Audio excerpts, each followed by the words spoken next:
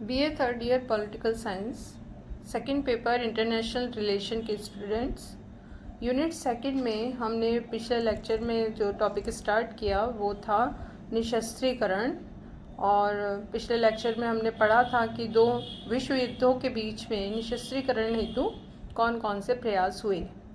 आज हम देखेंगे द्वितीय विश्व युद्ध के बाद निशस्त्रीकरण के लिए होने वाले प्रयास। द्वितीय विश्व युद्ध 1945 में समाप्त हुआ था और उसके बाद से लेकर अब तक निशस्त्रीकरण के दिशा में अंतर्राष्ट्रीय स्तर पर अनेकों प्रयास किए गए हैं। आज इन विभिन्न प्रयासों के संदर्भ में हम चर्चा करेंगे। जैसे इसमें एक प्रयास जो महत्वपूर्ण प्रयास रहा वो था संयुक्त राष्ट्र संघ के अंतर्गत किए गए प्रयास, और संयुक्त राष्ट्र संघ के अतिरिक्त भी विभिन्न प्रयास किए गए हैं। यूएनओ या संयुक्त राष्ट्र संघ के चार्टर की धारा सेकंड में निशस्त्रीकरण की चर्चा की गई है, और इसके संबंध में जो यूएनओ के अंग है महासभा और सुरक्षा परिषद, वो दोनों इस संबंध में कोई भी कार्रवाई कर सकते हैं। इसके अलावा दूसरा जो एक प्रमुख प्रयास हुआ वो 15 नवंबर 1945 का है, जिसमें कि कनाडा, ब्रिटेन और अमेरिका ने एक घोषणा प्रकाशित करके ये प्रस्ताव रखा था कि अंतर्राष्ट्रीय नियंत्रण परमाणु ऊर्जा के संबंध में किया जाना चाहिए और इसके लिए एक संयुक्त राष्ट्रीय आयोग स्थापित किया जाए। एक प्रयास यूएनओ के अंतर्गत ही किया गया, वो था महासभा ने संयुक्त राष्ट्र परमाणु ऊर्जा आयोग की स्थापना की, और इसमें कई अनेकों जो विश्व के सदस्य देश हैं उन्होंने भाग लिया। परमाणु ऊर्जा आयोग की बैठक अमेरिका के नेतृत्व में की गई थी, और जिसके अंतर्गत भी विभिन्न शस्त्रों पर प्रतिबंध के लिए फैसले लिए गए। इसी तरह 13 फरवरी 1947 को सुरक्षा परिषद ने पारस्परिक हथियार आयोग की स्थापना की थी, जिसमें कि आयोग ने वे कार्य करने की मनाही की जो कि परमाणु ऊर्जा आयोग को सौंपे गए थे। इसी तरह से इसके द्वारा संयुक्त राष्ट्र परमाणु ऊर्जा आयोग की स्थापना हुई, और 13 फरवरी 1947 को यूएनओ सुरक्षा परिषद का पारस्परिक हथियार आयोग की इसने स्थापना की। इसके साथ ही 11 जून 1947 को बरूक योजना प्रस्तावित की गई थी। यह योजना बरूक जो हैं उनके नाम से रखी गई थी, और सोवियत संघ के द्वारा ये प्रस्ताव रखे गए थे कि एक परमाणु नियंत्रण प्रणाली की शर्त और सिद्धांत होने चाहिए, और इसके द्वारा एक वर्ष में 1/3 हथियार और सेना घटाने का प्रस्ताव रखा गया था। इसी तरह 11 फरवरी 1952 को यूएनओ की महासभा के द्वारा एक संयुक्त राष्ट्र निशस्त्रीकरण आयोग की स्थापना की गई थी, जिसमें परमाणु ऊर्जा और पारस्परिक हथियार आयोग दोनों का स्थान इसने ले लिया था, और इसमें ये समितियां 2 स्थापित की गई थी, जिनका काम यही था कि हथियारों का जो नियमन है वो होना चाहिए और हथियारों पर नियंत्रण होना चाहिए, और जो भी हथियार संबंधी सूचनाएं है उसका आदान प्रदान किया जाना चाहिए। इसी तरह से 10 मई 1955 को अंतर्राष्ट्रीय नियंत्रण संघ की स्थापना की गई थी, और सोवियत संघ के प्रतिनिधियों ने यूएनओ में निशस्त्रीकरण की ये एक नई योजना रखी थी, जिसमें उसने सेना के 1/3 कटौती की मांग को छोड़ दिया और आणविक हथियारों को नष्ट करने की जिद भी उसने छोड़ दी थी, और बाद में 3/4 हथियार और सैनिकों को कम करने की दिशा में प्रयास किए जाए और एक अंतर्राष्ट्रीय नियंत्रण संघ स्थापित किया जाए, और इस तरह के प्रस्ताव इसमें रखे गए और एक अंतर्राष्ट्रीय नियंत्रण संघ स्थापित किया गया। इसी तरह से जुलाई 1955 में जेनेवा शिखर सम्मेलन हुआ, और जिसके अंतर्गत सोवियत संघ, ब्रिटेन, अमेरिका और फ्रांस ने भाग लिया। इस सम्मेलन में अमेरिकी राष्ट्रपति आइजनहोवर ने मुक्त आकाश योजना रखी थी, और जिसमें ये योजना रखी गई कि जो आकाश के अंतर्गत शस्त्रीकरण हो रहा है उसको, या स्पेस के अंतर्गत जो शस्त्रीकरण है उसे भी नियंत्रित किया जाना चाहिए, उसका निरीक्षण होना चाहिए, और सैनिक सामग्री, शस्त्रों की संख्या, सैन्य अड्डे, इनकी जानकारी एक दूसरे के द्वारा आदान प्रदान की जानी चाहिए। 24 जनवरी 1957 को सोवियत संघ ने प्रस्ताव रखा कि निशस्त्रीकरण आयोग को विस्तृत किया जाए। मिस्र, भारत, पोलैंड और लैटिन अमेरिकी देश इसके सदस्य बने। 3 फरवरी 1958 को सोवियत संघ के प्रधानमंत्री मार्शल बुल्गानिन ने एक योजना रखी थी जिसे बुल्गानिन योजना के नाम से जाना जाता है, और इसमें भी कुछ महत्वपूर्ण बातों पर जोर दिया गया था, जैसे अणु बम का परीक्षण बंद किया जाना चाहिए और आणविक शस्त्रों को त्याग करें, नाटो वार्सा पैक्ट देशों में अनाक्रमण समझौता हो, और यूरोपियन देशों से, जर्मनी से विदेशी सेनाओं को हटाया जाए, आकस्मिक आक्रमणों को रोकने संबंधी समझौता इसमें किया गया था। तो इस प्रकार ये एक महत्वपूर्ण कदम था इस निशस्त्रीकरण की दिशा में। फिर एक और जो प्रमुख योजना है उसको रापा की योजना के नाम से जाना जाता है, और पोलैंड के विदेश मंत्री के नाम से इसको रापा की योजना कहा जाता है। यूरोप में सुरक्षा शांति बनाए रखने के लिए पोलैंड, चेकोस्लोवाकिया, पश्चिमी और पूर्वी जर्मनी का अणुविहीन क्षेत्र बनाने का सुझाव इसमें दिया गया था, और उसके लिए प्रस्ताव रखा गया था और इससे समर्थन भी मिला। 31 मार्च 1958 को सोवियत संघ की सुप्रीम सोवियत ने अणु परीक्षण बंद करने की बात कही और सभी उसका अनुसरण करें, ये भी उसने अपेक्षा की थी, और अमेरिकी राष्ट्रपति आइजनहोवर ने ये एक केवल प्रचारात्मक कार्य बताया था, तो ये काफ़ी सफल नहीं रहा। 31 अक्टूबर 1958 को फिर जिनेवा में सम्मेलन हुआ निशस्त्रीकरण का, जिसमें विभिन्न प्रस्ताव आए ताकि आणविक परीक्षण बंद किए जा सकें। ब्रिटेन अमेरिकी निरीक्षण पद्धति के साथ 1 वर्ष के लिए आणविक परीक्षणों को बंद करने के पक्ष में थे। 18 दिसंबर 1959 को पूर्ण सर्वमान्य निशस्त्रीकरण के लिए प्रस्ताव रखा गया था, और आंतरिक सुरक्षा के लिए थोड़ी सेना और पुलिस रख सकते हैं, ये बात इसमें मानी गई थी। 1960 में जिनेवा सम्मेलन फिर से हुआ, और इसमें निशस्त्रीकरण सम्मेलन हुआ और आणविक परीक्षणों को बंद करने के लिए वार्ता की गई थी, लेकिन कोई खास प्रगति इसमें नहीं हो पाई और गतिरोध पैदा हो गया। 1961 में निशस्त्रीकरण आयोग का विस्तार किया गया, और इसमें 8 गुटनिरपेक्ष देशों को भी शामिल किया गया।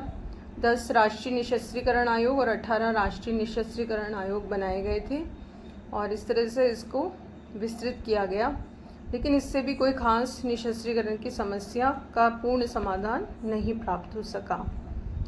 फिर 1963 में आणविक परीक्षण प्रतिबंध संधि की गई थी।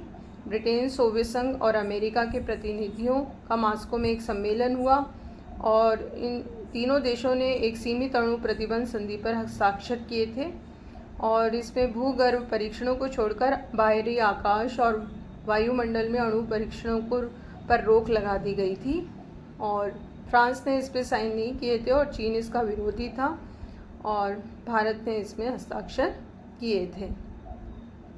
इसमें 5 प्रमुख बातों पर हस्ताक्षर किए गए।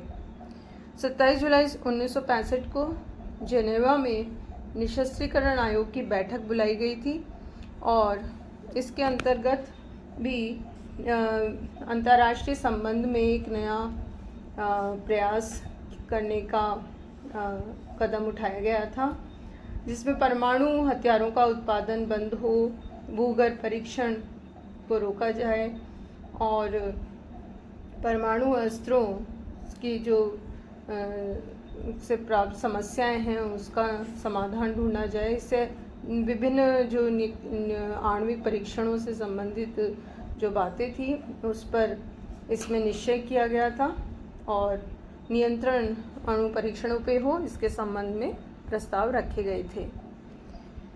इसी तरह से 1966 में बाहरी आकाश संधि की गई और इसके अंतर्गत भी जो आउटर स्पेस है अंतरिक्ष में, वहाँ पर शांति की दिशा में एक रचनात्मक संधि थी।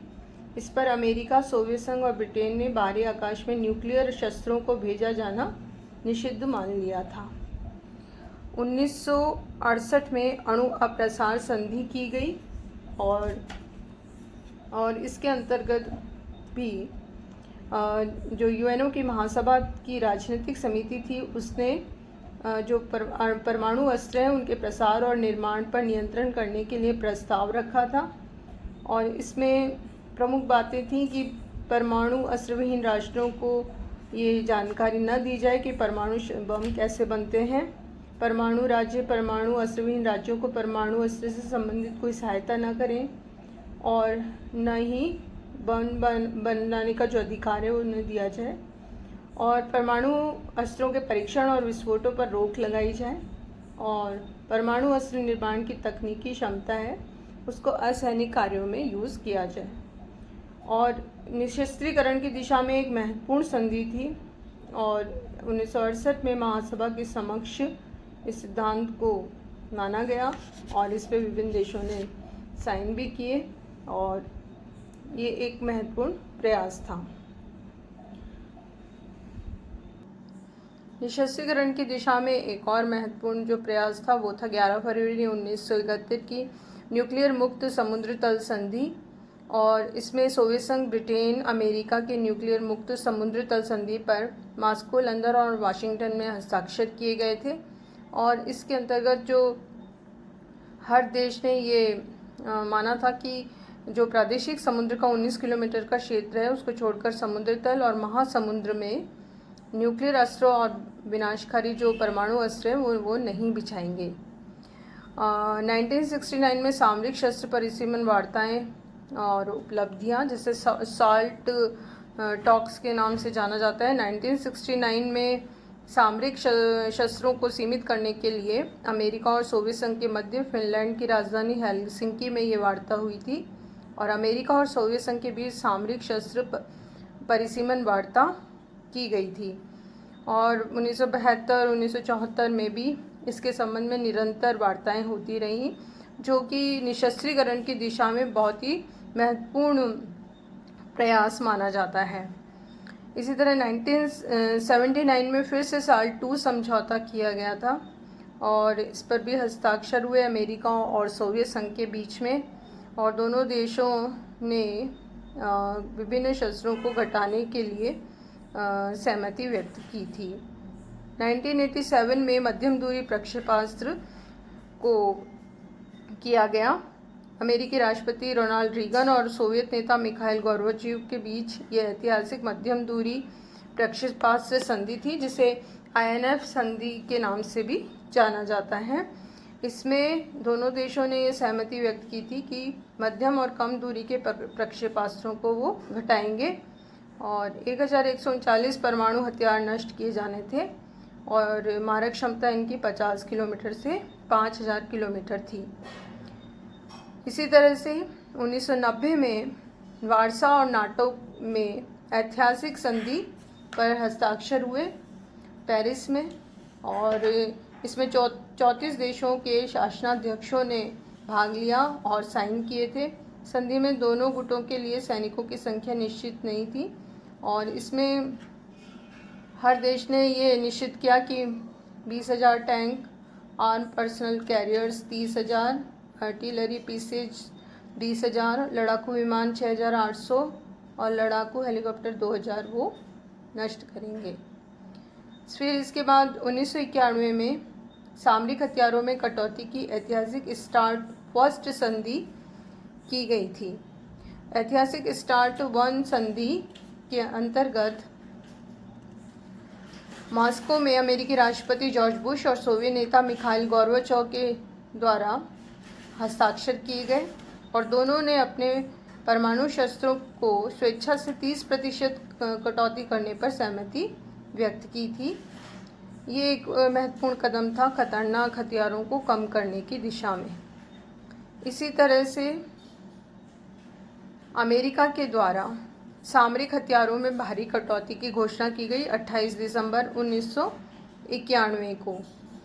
इसके अंतर्गत भी अमेरिका के राष्ट्रपति उस समय जॉर्ज बुश थे। उन्होंने ये घोषणा की थी कि वो एक तरफा ये घोषणा कर रहे हैं कि वो निशस्त्रीकरण की दिशा में विभिन्न सामरिक हथियारों को कम करेंगे और उन्होंने कम दूरी तक मार करने वाले सामरिक परमाणु हथियारों को समाप्त करना, जहाज और पनडुब्बियों और परमाणु मिसाइलों की समाप्ति करना, बमवर्षकों को 24 घंटे चौकसी की हालत में न रखने का निर्णय हुआ, लंबी दूरी तक मार करने वाले बमवर्षकों को निष्क्रिय करना, स्टार्ट संधि के अंतर्गत जो भी सहमति हुई थी उसको निर्धारित किया गया। इस तरह से एक तरफा अमेरिका ने भी सामरिक हथियारों की घोषणा 91 में की। सोवियत संघ के द्वारा भी फिर एक तरफा घोषणा की गई थी परमाणु शस्त्रों में कमी करने के लिए। जैसे अमेरिका ने 91 में की, 1991 में सोवियत संघ द्वारा भी ये सहमति व्यक्त की गई थी।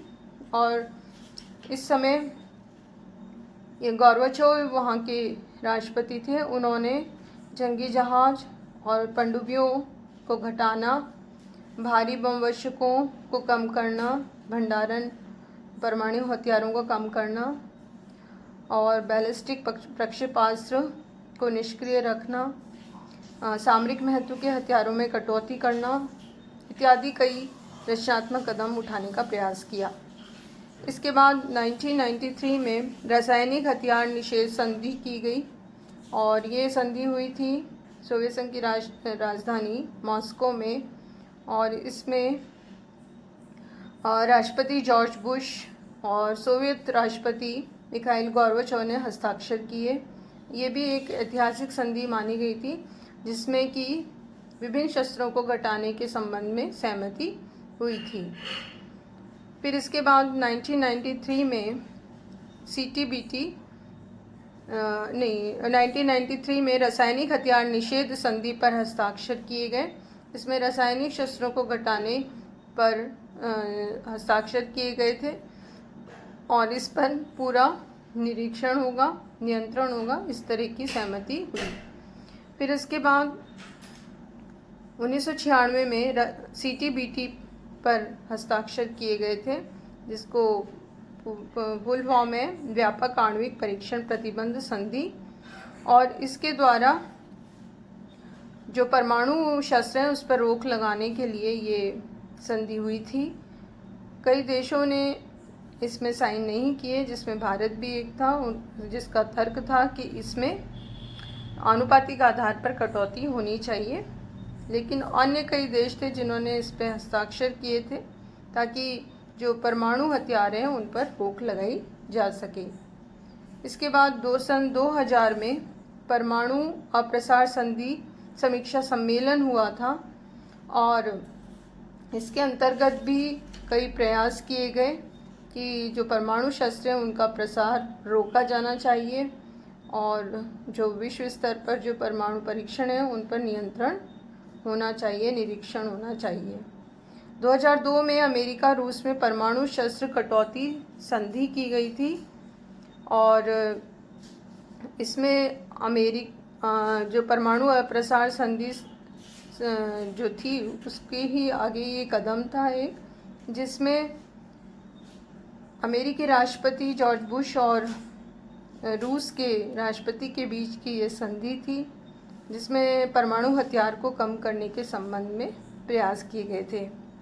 इसके बाद सन 2009 में अमेरिका और रूस के मध्य स्टार्ट संधि की गई और स्टार्ट संधि के द्वारा अमेरिका और सोवियत संघ ने ये प्रयास किए कि जो भी पनडुब्बियां हैं, मिसाइल्स हैं और बम वर्षक हैं उनकी संख्या आधी से अधिक कटौती की जाए, उन्हें सीमित कर दिया जाए ताकि जो भी शस्त्रीकरण का जो भय है, प्रतिस्पर्धा है, वो कम हो सके।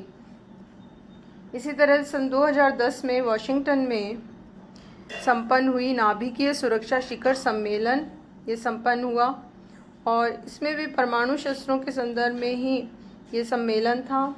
और अमेरिकी राष्ट्रपति इस समय बराक ओबामा थे, उनके नेतृत्व में ये सम्मेलन किया गया था, जिसमें परमाणु सामग्री के गुप्त प्रचार, अवैध तस्करी और आतंकवाद इत्यादि संबंध में काफ़ी विचार विमर्श किया गया था। सन 2010 में दूसरा नाभिकीय सुरक्षा सम्मेलन हुआ और इसमें भी काफ़ी प्रयास जो परमाणु जो भी शस्त्र हैं उनको सीमित करने के संदर्भ में किया गया था। सन 2014 में संयुक्त राष्ट्र निशस्त्रीकरण आयोग की स्थापना की गई थी। इसका उद्देश्य यही था कि निशस्त्रीकरण हो, परमाणु हथियारों का प्रसार रोका जाए और जो प्रतिस्पर्धा है उसे कम किया जाए। 2014 में संयुक्त राष्ट्र हथियार व्यापार संधि की गई और इसमें भी हथियारों के निर्यात आयात इनको कम करना और हथियारों को नियंत्रित करना, उन्हें कटौती करना, इसकी दिशा में ये एक प्रमुख संधि मानी जाती है। निशस्त्रीकरण की दिशा में द्वितीय विश्व युद्ध या 1945 के बाद ये विभिन्न प्रयास किए जाते रहे हैं। अभी भी निरंतर ये प्रयास जारी हैं, जो यूएनओ के अंतर्गत भी हैं और यूएनओ के बाहर भी विभिन्न प्रयास विभिन्न देशों के द्वारा होते रहते हैं।